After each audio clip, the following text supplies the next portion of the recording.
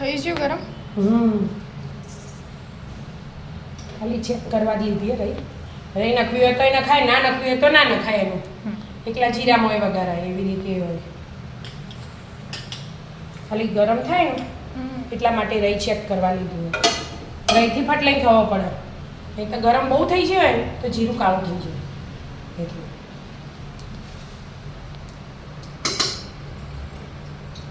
થઈ ગયું ગરમ. જીરું ખાલી લઈ લીધું. હિંગ, મીઠો, લીમડો, ગેસ બંધ. લીમડો આપણે વધારે નાખીએ ને સારું બહુ. લીમડું તો ખવાય એટલે આ તળાઈએ ગયો વઘારમાં એટલે મેં આજે તળ્યો ના. અને ફટાફટ બની જાય ને હળદર લઈ લીધી અને મીઠું એડ કરી દીધું. આ બધાનું કરી દેવાનું હાથે. સ્વાદ હા, અને સીધું લાલ મરચું તીખું એ છેલ્લાથી નાખવાનું એટલે રાજી ના જાય.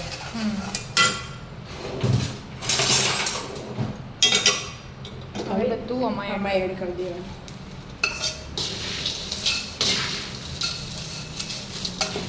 બરાબર બધું મિક્સ કરી દેવાનું. હવે ચવાણું બનશે કે મમ્મી? આ તો બધું મિક્સ.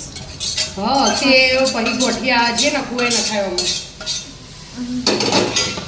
બધું મિક્સ કરી દઉં ને.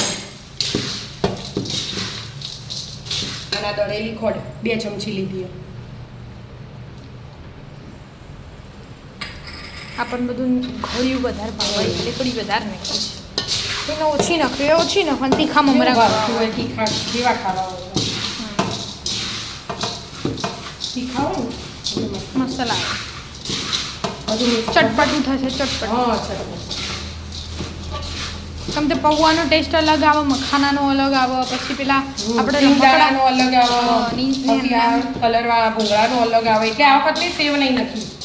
બરાબર. આપણે કાયમ સેવ નાખીને ખાતા જ હોઈએ. ત્યાં કોઈક અલગ થઈ એટલે કોક અલગ થાય એટલા માટે. એકદમ ટેસ્ટી અને હેલ્ધી હેલ્ધી એવા મમરા તૈયાર. ખાલી અમુક પૌવા તળ્યા મકાઈના એમાં તેલ આવ્યું અને આમાં બીજું બધું તો ખાલી શેકીને જ લઈ લીધું હોય એટલે જો મસ્ત કલરવાળું થઈ ગયું.